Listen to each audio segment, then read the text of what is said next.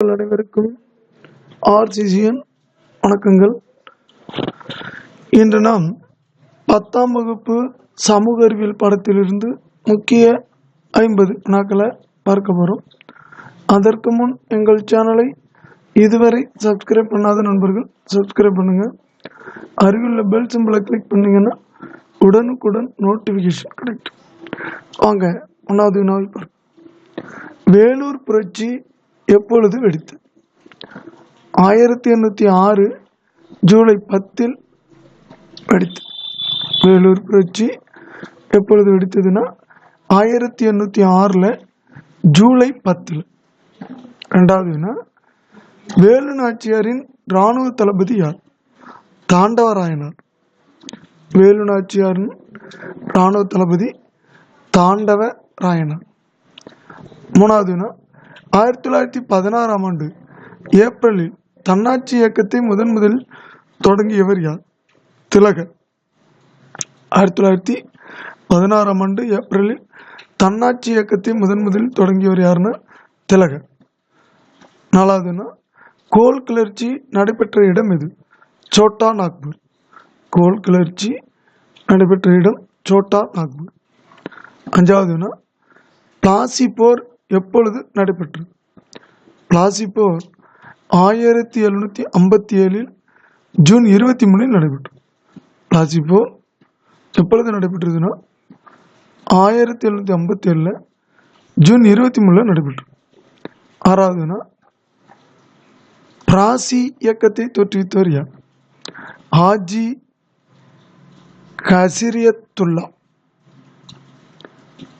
பிராசி இயக்கத்தை தோற்றுவித்தவர் ஹாஜி சரியத்துல்லா. 7வதுனா கோவில் நுழைவு நாள் என்று? 1933 ஜனவரி 8 தான் கோவில் நுழைவு நாள் ஆகும். 8வதுனா வேவல் திட்டம் அறிவிக்கப்பட்ட நாள் என்று? 1945 ஜூன் 14. வேவல் திட்டம் அறிவிக்கப்பட்ட நாள் 1945 ஜூன் 14. 9வதுனா உலகப் போருக்கு பின் பிரிட்டனின் பிரதமராக பொறுப்பேற்றவர் யார்? கிளமன் அட்லி. உலகப் போருக்கு பின் பிரிட்டனின் பிரதமராக பதவியேற்றவர் யாருன்னா கிளமன் அட்லி. 10வதுனா சென்னை உயர்நீதிமன்றத்தில் நீதிபதியாக பணியமர்த்தப்பட்ட முதல் தென்னிந்தியர் யார்? டி. முத்துசாமி. சென்னை உயர்நீதிமன்றத்தில் நீதிபதியாக பணியமர்த்தப்பட்ட முதல் தென்னிந்தியர் டி. முத்துசாமி. 11வதுனா இந்தியா ஒரு தேசம் என்ற புத்தகத்தை இயற்றியவர் யார்? அன்னிபெசன்ட். இந்தியா ஒரு தேசம் என்ற புத்தகத்தை இயற்றியவர் அன்னிபெசன்ட். 12வதுனா சென்னை திராவிடர் கழகம் உருவாக்கப்பட்ட ஆண்டு இது? 1912. சென்னை திராவிடர் கழகம் உருவாக்கப்பட்ட ஆண்டு 1912. அடுத்து 13வதுனா தி ஹிந்து என்ற பத்திரிகை தொடங்கப்பட்ட ஆண்டு எது? 1878. தி ஹிந்து என்ற பத்திரிகை தொடங்கப்பட்ட ஆண்டு 1878. 14வதுனா தமிழ்நாட்டில் கிலாபத்து நாள் கடைபிடிக்கப்பட்ட நாள் என்று? ஏப்ரல் 17 1920. தமிழ்நாட்டில் கிலாபத்து நாள் கடைபிடிக்கப்பட்ட நாள் ஏப்ரல் 17 1920. 15வதுனா கோரல் நூற்பாலை வேலைநிறுத்தத்திற்கு தலைமை தாங்கியவர் யார்? வ.உ.சி. கோரல் நூற்பாலை வேலைநிறுத்தத்திற்கு தலைமை தாங்கியவர் யார்? வ.உ.சி. 16வதுனா இந்தியாவைச் சேர்ந்த சமூக சீர்திருத்தவாதிகளின் முன்னோடி யார்? ராஜாராம் மோகன் ராய். இந்தியாவைச் சேர்ந்த சமூக சீர்திருத்தவாதிகளின் முன்னோடி ராஜாராம் மோகன் ராய். 17வதுனா தமிழ் இசைக்கு முக்கியத்துவம் கொடுத்தவர் யார்? அப்ரஹாம் பண்டித். தமிழ் இசைக்கு முக்கியத்துவம் கொடுத்தவர் அப்ரஹாம் பண்டித். 18வதுனா இந்தியாவின் முதல் தொழிற்சங்கம் எது? சென்னை தொழிலாளர் சங்கம் தான் இந்தியாவோட முதல் தொழிற்சங்கம். 19வதுனா சேரன்மாதேவியில் குருகுலம் நடத்தியவர் யார்? சுப்பிரமணியம். சேரன்மாதேவியில் குருகுலம் நடத்தியவர் சுப்பிரமணியம். 20வதுனா ஆதி ஆந்திரர் யார்? MC ராஜா. ஆதி ஆந்திரர் யாருன்னா MC ராஜா. 21வது தமிழ்நாட்டின் அச்சரக பரவலை கூறுக. 8 டிகிரி 4 மினிட்ஸ் வட அச்சம் முதல் 13 டிகிரி 35 டிகிரி மினிட்ஸு வட அச்சம் வரை. 8 டிகிரி 4 மினிட்ஸ் வட அச்சம் முதல் 13 டிகிரி 35 மினிட்ஸ் வட அச்சம் வரை. 22வது மண் அரிப்பினால் அதிக அளவில் பாதிக்கப்பட்ட மாவட்டம் இது. தேனி மாவட்டம். மண் அரிப்பினால அதிக அளவில் பாதிக்கப்பட்ட மாவட்டம் எதுனா தேனி. 23வது தென்னிந்தியாவின் தோட்டம் என அழைக்கப்படுவது இது. காவேரி டெல்டாவோட இந்த ஆறுகளோட வலைப்பின்னல் தான் தென்னிந்தியாவின் தோட்டம் என அழைக்கப்படுகிறது. 24வது ஜவ்வாது மலையின் மிக உயரமான சிகரம் இது மேல்பட்டு. ஜவ்வாது மலையில் உயரமான சிகரம் எதுனா மேல்பட்டு. 25வது கொல்லிமலை அமைந்துள்ள மாவட்டம் இது நாமக்கல். கொல்லிமலை அமைந்துள்ள மாவட்டம் நாமக்கல். 26வது தமிழ்நாட்டில் வற்றாத தன்மையுடைய ஒரே ஆறு எது? தாமிரபரணி. தமிழ்நாட்டில் வற்றாத ஆறு இருக்கான்னா இருக்கு. அது எதுனா தாமிரபரணி. 27வது தமிழ்நாட்டு மக்கள்களின் 2வது முக்கிய உணவு பயிர் எது? சிறுதானியம். தமிழ்நாட்டு மக்களோட 2வது முக்கிய உணவு பயிர் எதுன்னா சிறுதானியங்கள். 28வது சொர்ணவாரி விதைக்கும் காலம் இது. ஏப்ரல் மற்றும் மே. சொர்ணவாரி விதைக்கும் காலம் என்னன்னா ஏப்ரல் மற்றும் மே. 29வது தமிழ்நாட்டின் கடற்கரையின் நீளம் என்ன? 1076 கிலோமீட்டர்.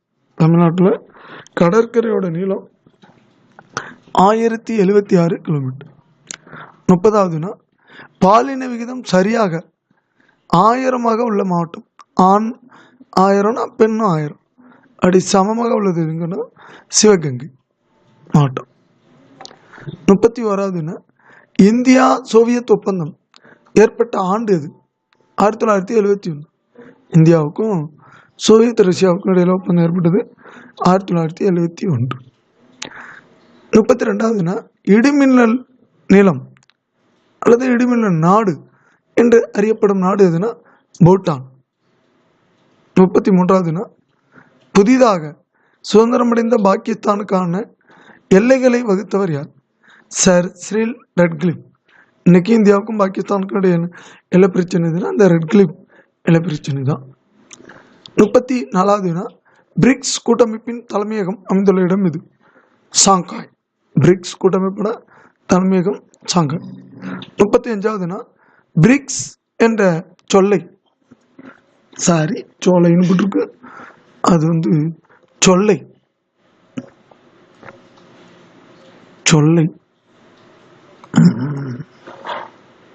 இந்த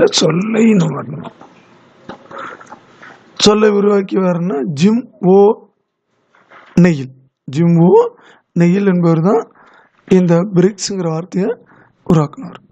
36வது கப்பலுக்கு வாயில் இருப்பு என்று அழைக்கப்படுவது எதுனா அமெரிக்கா தனது பொது சட்டம் 480 தான் கப்பலுக்கு வாயில் இருப்புன்னு அழைக்கிறாங்க. 37வது இந்தியாவில் புதிய விவசாய கொள்கை அறிவிக்கப்பட்ட ஆண்டு எது? 2018. இந்தியாவில் புதிய விவசாய கொள்கை அறிவிக்கப்பட்ட ஆண்டு 2018. 38வது இந்தியாவில் வருமான வரியை அறிமுகப்படுத்தியவர் யார்? Sir James Wilson. இந்தியாவில் வருமான வரியை அறிமுகப்படுத்தியவர் சர் ஜேம்ஸ் வில்சன். 39வது ஆசியாவின் டெட்ராய்டு என்று அழைக்கப்படுவது எது? சென்னை. ஆசியாவோட டெட்ராய்டு என அழைக்கப்படும் இடம் சென்னை. 40வது புத்தாக்க சிந்தனைகள் மற்றும் வணிக செயல்பாடுகளின் கண்டுபிடிப்பாளர் யார்?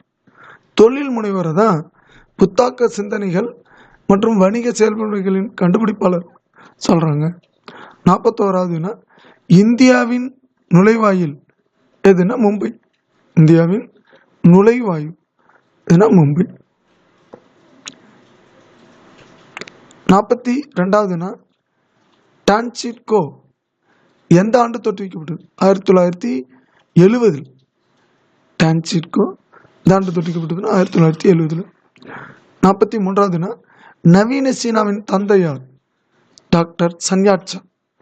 நவீன சீனாவின் தந்தை டாக்டர் சன்யாட்சா. 44வது சர்க்கரை உற்பத்தியில் உலகின் 2ஆம் இடம் வகிக்கும் நாடு எது? பிரேசில். சர்க்கரை உலகின் 2ஆம் இடம் வகிக்கும் நாடு எதுனா பிரேசில். 45வது ஒரு ஹெக்டேர் என்பது எத்தனை ஏக்கர்? ஒரு ஹெக்டேருங்கிறது 2.47 ஏக்கர். 2.47 ஏக்கர் தான் ஒரு ஹெக்டேர். 46வது இந்தியாவில் 3வது அதிக மழை பெறும் பகுதி எது? சின்ன கல்லாறு.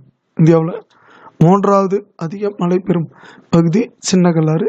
முதல் இடம் நமக்கு தெரியும், மௌசிராம். 47வது பன்னாட்டு நீதிமன்றத்தின் தலைமையகம் எங்கே அமைந்துள்ளது? தி ஹேக். பன்னாட்டு நீதிமன்றத்தோட தலைமையகம் தி ஹேக்கில் அமைந்துள்ளது. 48வது இந்தியாவின் தென்கோடி முனை எது? இந்திரா பாயிண்ட்னு சொல்லுவாங்க. இந்திரா முனை. இது அந்த தனுஷ்கோடியில் ஏற்பட்ட புயல்ல வெளியிட்டதாகவும் சொல்றாங்க. ஆனாலும் இந்தியாவோட தென்கோடி முனைனா இந்திரா முனை தான். 49வது தேர்தல் அரசியலில் பெண்கள் பங்கேற்பதை முதலில் அங்கீகரித்தது எந்த கட்சினா நீதி கட்சி. தேர்தல் அரசியலில் பெண்கள் பங்கேற்பதை முதலில் அங்கீகரித்த கட்சி நீதி கட்சி. 50வது இந்தியாவில் பிறப்பின் போது எதிர்பார்க்கப்பட்ட ஆயுள் காலம் எத்தனைனா 65 ஆண்டுகள். இந்தியாவில் பிறக்கிற ஒவ்வொருத்தவங்களும் எவ்வளோ வருஷம் உங்களோட ஆயுள் காலம்னா 65 ஆண்டுகள். நண்பர்களே, நாம் இன்று 10ஆம் வகுப்பு சமூக அறிவியலிலிருந்து முக்கிய 50 வினாக்களை பார்த்துள்ளோம். இந்த வினாக்கள் டிஎன்பிசி, டிஎன்யூபி, போலீஸ்